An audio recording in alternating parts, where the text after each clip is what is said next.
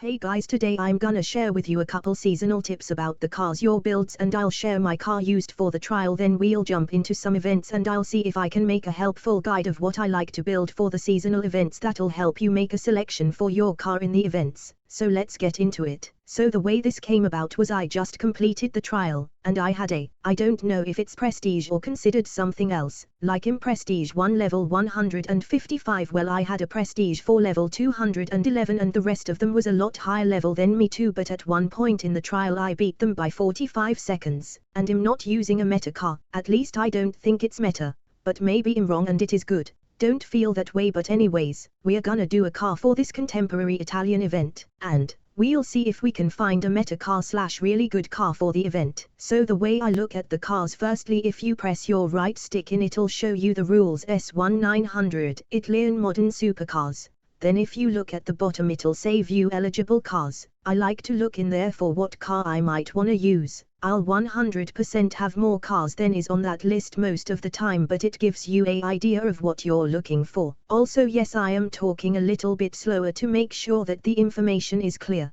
but so looking in the list, it's really up to you for what you want to build.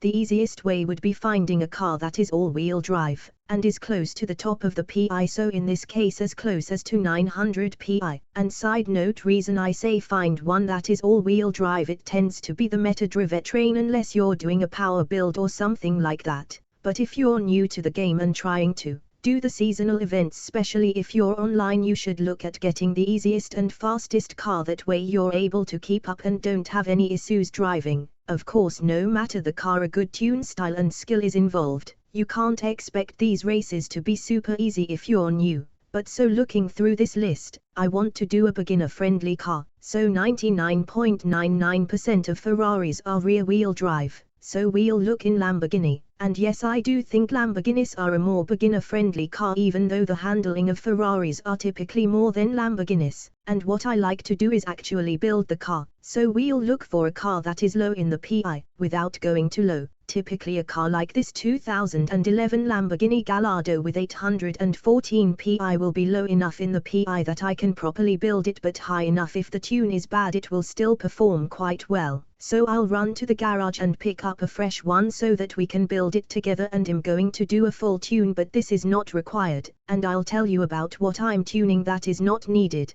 but feel free to follow along with the build and tune. So brand new car, fully stock. I do notice this car is a $4 million auction house car and cannot be bought on the auto show. So if you're following along and don't have this car, it'll be the same process with the 2014 Huracan. I'll include a quick rundown of a build for the Huracan, but I wanna build the Gallardo, so let's get into it. Okay, so all I did was add a paint job that I need to touch on after the build, but let's get into the build. So firstly looks at the conversions. Now we're already all-wheel drive, so we can skip over that.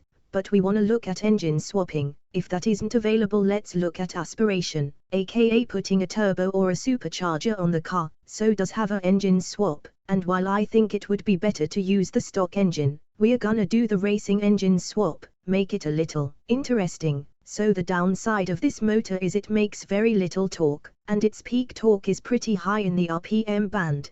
But we're looking for a very stable and fast car, so this power should be pretty good for a stable and fast car, so let's put that in. So now yes, we do have a twin turbo kit for this engine, but we're already at 750 horsepower. That's a decent amount of power and we haven't looked at anything else, so let's have a look at the rest of the build, then come back to this. So I firstly start with my tunables, being the transmission, differential, brakes, suspension, and anti-roll bars. This is not the meta way of doing it, but this is the way I like to do it. So we'll start with putting those in it, and keep an eye on the PI as we upgrade the car, as we need room for tires and weight reduction.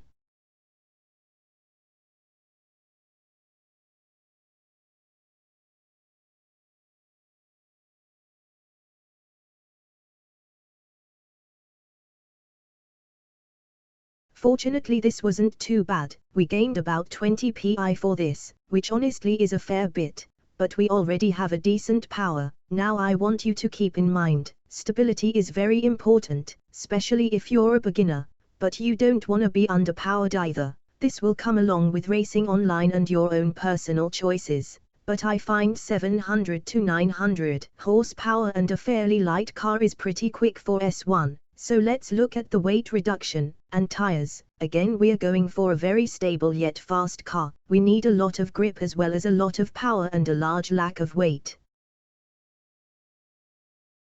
Now this is a personal choice, and might not be the best, but since the first upgrade next to the stock tires is semi-slick race tire compound, that means this car already has sport tires, and personally sport tires are pretty decent for S1 racing. Now this can change if we leave the garage, drive it around and it feels super floaty. We might want to come back, lose some power or add some weight for the addition of the semi-slick tires, and I don't actually know if full slick race tires are good or not. I do not use them ever. I stick to the semi-slick race tires if I'm putting race tires on a car, but I think we'll be fine with sport tires because we lost a bunch of weight. So we'll look at the tire sizes and do some final checkups to see if we can get a race clutch and take off some more weight.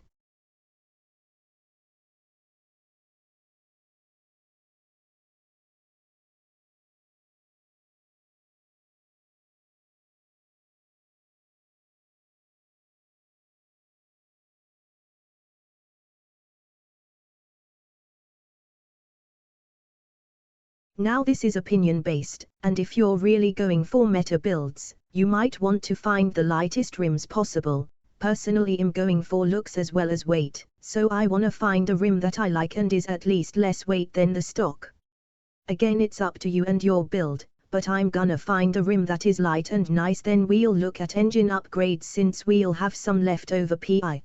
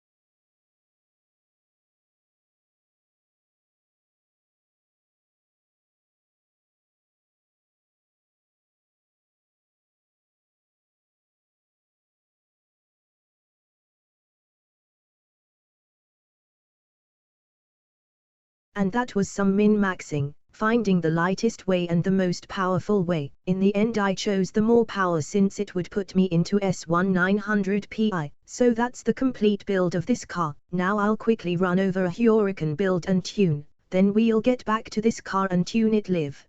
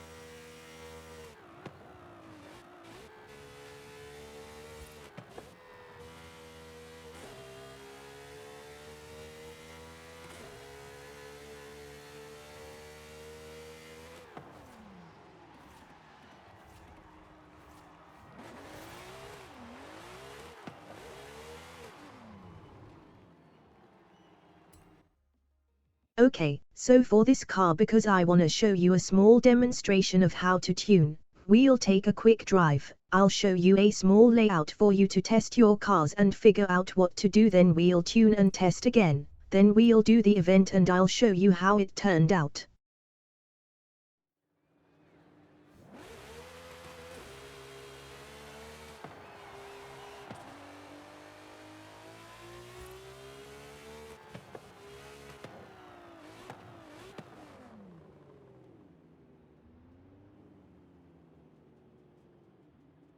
So we'll start right here in the main Horizon Festival and we're just gonna go around like so, seeing what the car drives like, mentally note down the feeling of the car, and try to figure out what you want and how it needs to change.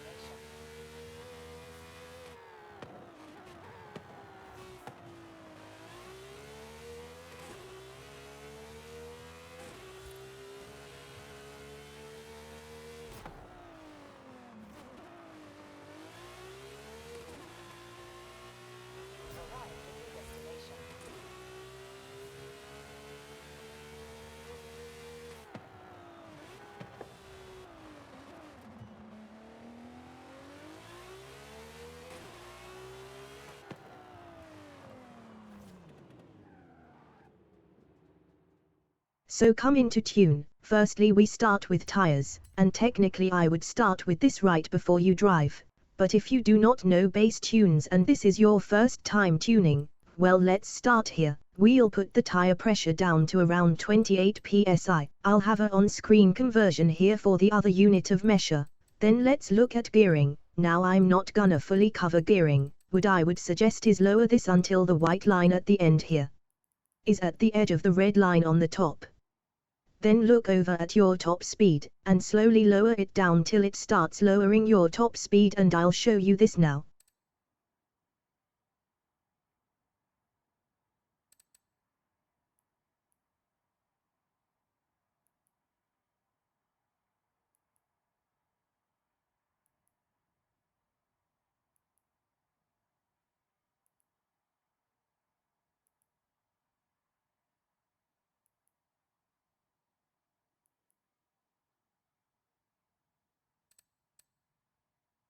Next I use the same alignment for all of my racing cars, -1.7 front camber, -1.3 rear camber, +0.1 front toe / 0.1 front toe out, -0.1 rear toe / 0.1 rear toe in, and 7 degrees of front caster. Next is the anti-roll bars. Recommend having a quick read of the description on the right, but basically, the anti-roll bars are going to determine the stiffness of the front and rear of the car during cornering, meaning when you turn right the weight of the car will go left, so if I have a stiffer anti-roll bar less weight will go left, and if I have a softer anti-roll bar more weight will go left. And with this car I felt a good amount of turn in the corner, and I think we're gonna actually add a little bit of understeer to the turn-in by softening the rear anti-roll bar, as there isn't much weight moving around, and if I was tuning this how I normally would it wouldn't be this stiff anyways, but I wanna show you these settings aren't too bad for most cars. It's just about making small changes to help you. Now we're going to look at the springs and ride height. Again, look at the description on the right, but a short summary is the springs is going to control most of how the car drives. But I personally use the spring stiffness with a balance, and I always soften the springs a lot, but we're gonna focus on making this drive nicely through turns, and we can come back once we find the right balance. So I feel way too much oversteer in the mid corner, so I'm gonna soften the rear spring rate to add some understeer. Now you can almost always adjust your ride height for your selected spring stiffness. With how stiff these springs are, we don't need to change it, but I will slightly raise the car up just to give me a little clearance so there is no chance of bottoming out and losing speed due to it. Now the damping settings, so this controls how the car reacts to bumps with your selected stiffness. But again, this relies on a balance, and this can be used for a very small amount of cornering stability or oversteer. So the rebound stiffness is the downwards force, being how hard the shocks push the wheels down to the ground to keep them out of the wheel wells and on the road. Then the bump is the opposite. Bump stiffness is the upwards force, being how the shocks allow the wheels to come up into the wheel well over a bump, and basically I also use a set value on this, but for demonstration, I almost always want a little bit of understeer from this, because if you look back at our anti-roll bars and our springs, the front end is softer than the rear end. That creates oversteer, and I don't have anything to create understeer, hence I use the damping settings to create a little bit of stability with understeer. Also, as a side note, understeer is when the car is pushed forwards while cornering. Think of it as the car not wanting to turn. That will show you're either going too fast for the car to handle, or simply it has too much understeer. So I'm going to soften the rear damping settings for both front and rear to be slightly softer than the front damping settings to create this understeer I want. Now since we do not have any adjustable aero, we're gonna skip over this. Just note, aero is used to increase your cornering performance, and can greatly decrease your top speed.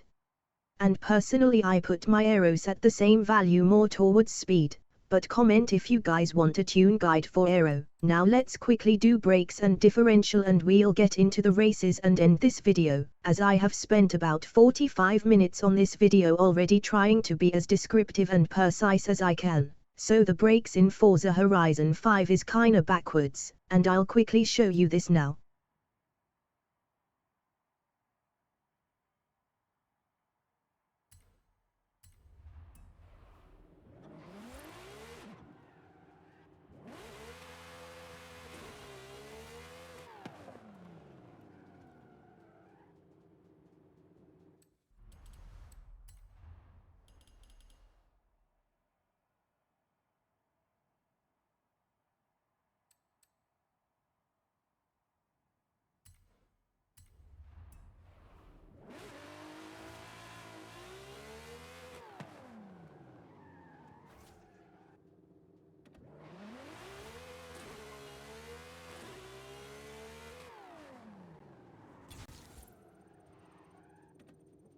So now that you know front equals back and back equals front, firstly we're going to think about how our braking is. So again I use a fixed value, but this is something that you should not go to the extremes. I would suggest, if you find when you're braking the back of the car is sliding out, put the brake force more towards the front, but do not exceed 40%. Anything more you're losing braking performance. If you're finding when you're braking the car won't turn slightly, put it more toward the back, but do not exceed 60%. With this we'll put our brakes at 54% braking balance, then we'll come down to braking force. If you find you lock up your tires all the time when you're braking, put this down to 90% at the lowest, and if you find the brakes aren't as responsive as you would like, put this at 120% or 170% maximum. If you use ABS, simply put this at 120% and don't touch it. Now the differential, the final part in the tuning. So firstly, front, rear, center. The front and rear is for the front differential and the rear is for the rear differential. These control the differentials on each axle, front and rear. Now the center differential controls the power split between the front and the rear differentials. If you have 50% balance, your car is putting 50% of the power to the front and 50% power to the back. If you put this at 100%, your car is putting 100% of the power at the back and none at the front, making it basically rear wheel drive, and obviously 0% is front wheel drive. So, acceleration, deceleration for each differential, This controls the lock rate of the differential. If this is at 0%, if a tire spins, all the power will go to that tire. If this is at 100%, the tires are forced to rotate at the same speed. As a quick demonstration, do not copy this setting. I'm going to put all the power at the back of the car, and put my acceleration and deceleration to 0, show you what it does. Then my acceleration and deceleration at 100 and show you what it does. Then we'll do the tune.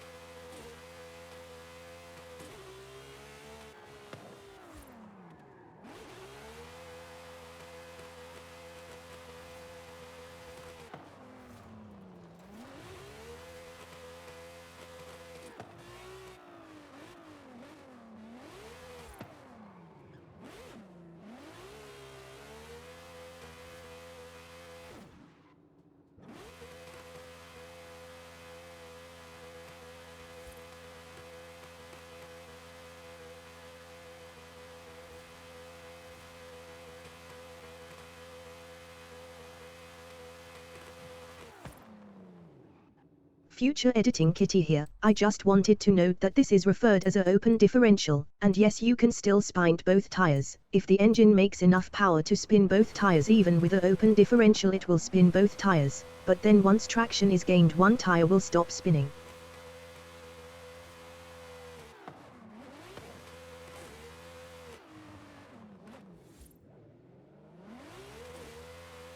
And this is referred as a locked differential, or a welded differential.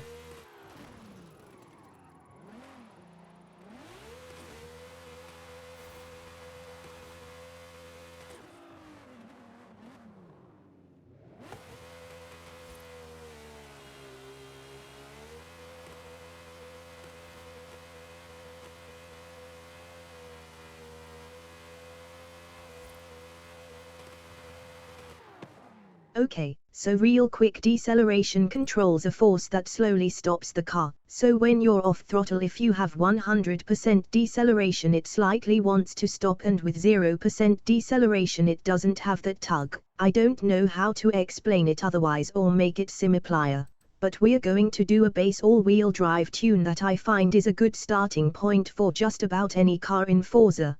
Then we'll test it, and see if we need to adjust it, which 99% chance we won't need to, so I'll have to cover it in another video if you guys want that.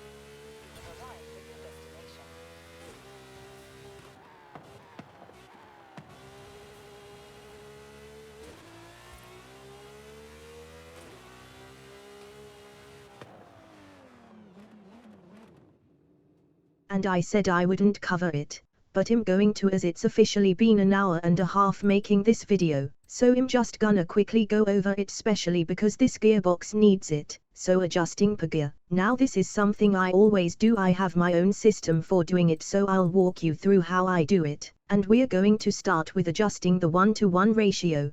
This is what the fifth gear currently is. 1.00 is your 1:1 ratio. That means the engine and ring gear spin at equal speeds. Now this is not needed. I have a shit ton of cars that don't use a 1:1 ratio, but it makes tuning individual gears very simple. so we'll take the final drive down until the 1-to-1 ratio is at the end of the red line on the graph, but not over like this. Now since we have a overdrive gear being a ratio lower than 1-to-1 or 1.00, we're going to make 6th gear our 1-to-1 ratio, as it makes things easy, and we'll basically restart everything with the gears. Again, this is not needed technically, but I personally feel this gearbox does need it, so I'm going to adjust everything accordingly. Now that we're here, we need to figure out our gears. There is many ways of doing this. I personally like the visual way, but there is scientific ways of doing it, but I don't know them, so stick with me here. So we're going to take a guess of where we want first gear. A rule is you do not set it in the middle where it currently says 127 miles per hour. That will be way too fast, and we won't have any acceleration, so I like to start by putting it on this third line going down in the graph right here. Now apply, and test. We're looking for a first gear that spins but not too much, and has good acceleration. Now if you cannot find this, we'll cover the stall speed and set it at 10 miles per hour. But let's see if this car has the air quotes perfect first gear, opinion based.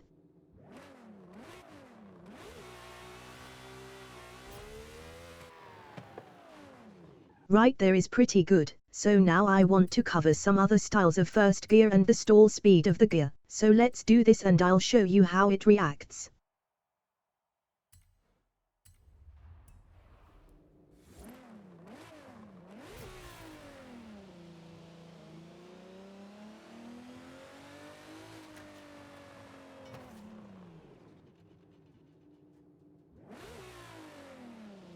That shows us this gear is way too long, the clutch is slipping way too much to accelerate and it's very slow at it. Now let's do a way too short gear.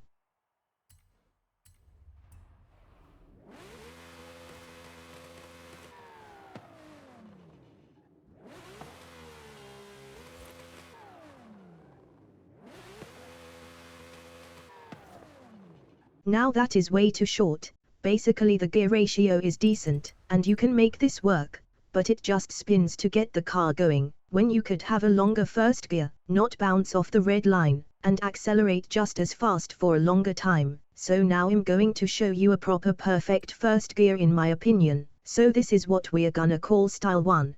This is as short of a first gear for this build I would go. This is the gear that is only used to get you going, but still accelerates fast for a while.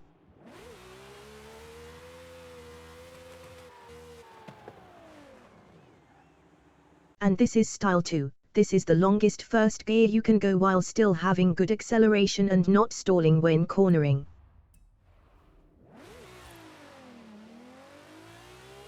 I want to note that the reason this is the longest gear while still accelerating decently is because it still spins the tires during the launch of the car.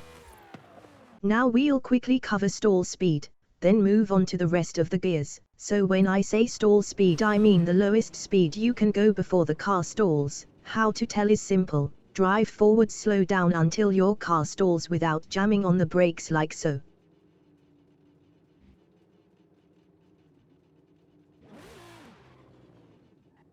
As you can see the car stalled when I went below 10 miles per hour. If your car is still spinning tires and it's at this stall speed, that's the longest first gear I would go. Because if you're taking a low speed corner you really do not want to stall because your first gear is too low. And again this is my opinion, but there is no corner in any form of racing that you corner at 10 miles per hour. That is very slow. Now I'm going to choose the style 1 first gear, then we'll adjust the other gears. Okay, so basically for the other gears we want to make a smooth curve. Your gear ratios need to be set so the next gear takes less RPM than the gear before it, meaning if we're driving, and we shift into second gear out of first and it goes from 8000 RPM to 6000 RPM, we don't want the third gear to go to 4000 RPM, and this is very easy. Watch how I do this.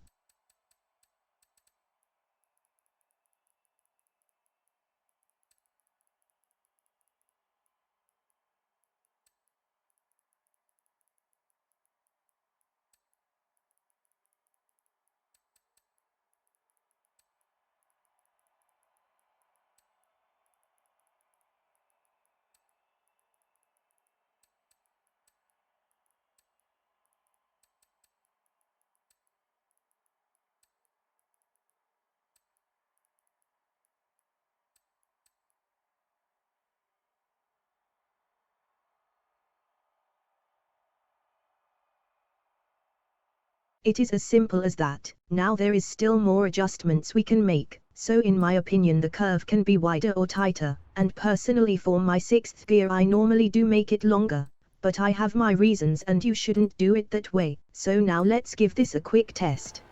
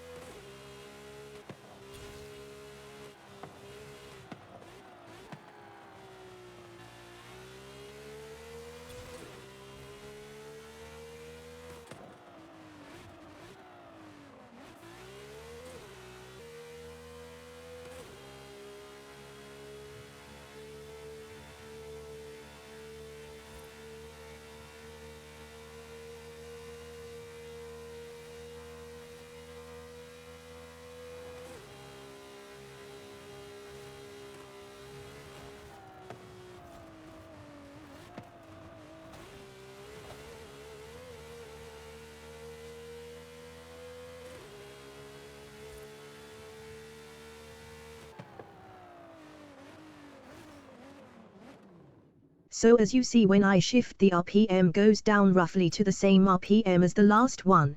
This is a very tight curve, surprisingly, but I think it's because how short the first gear is, but this is still so much better than the way it was set stock. Now I want to make that 6th gear more usable. How do we do that? Simply adjust the final drive. Yes, it will mess up your first gear, but when you set the first gear it will not change all that much unless you do some pretty drastic final drive changes.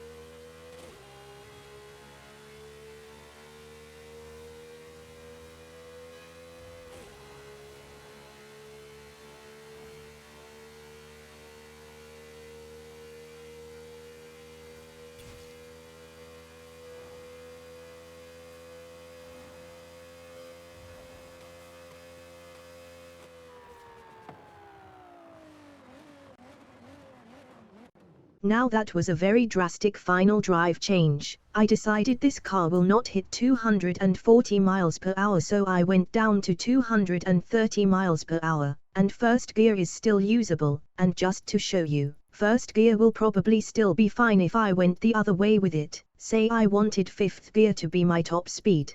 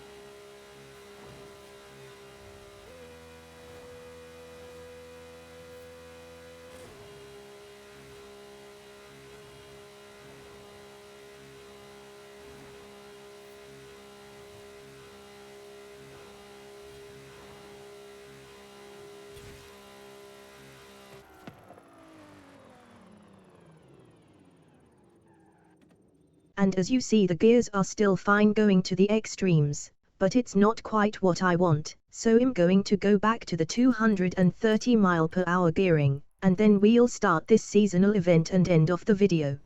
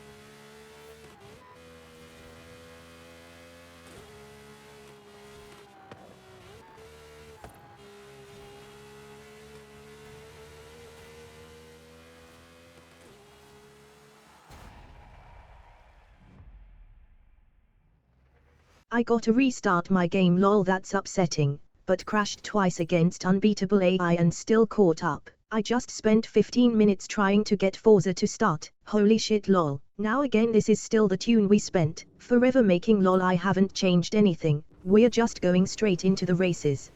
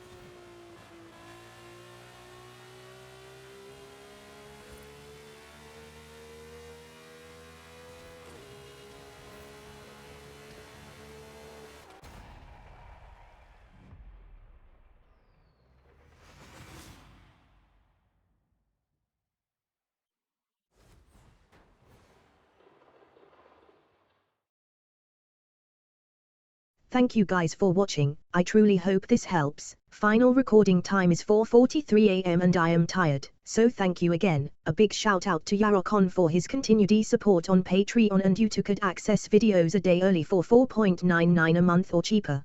Be sure to join the Discord for live stream notifications and YouTube notifications. And with that spiel, I am going home and going to bed. Lol, see you guys in the next one. Side note, that was meant to $4.99, but I am dumb and tired.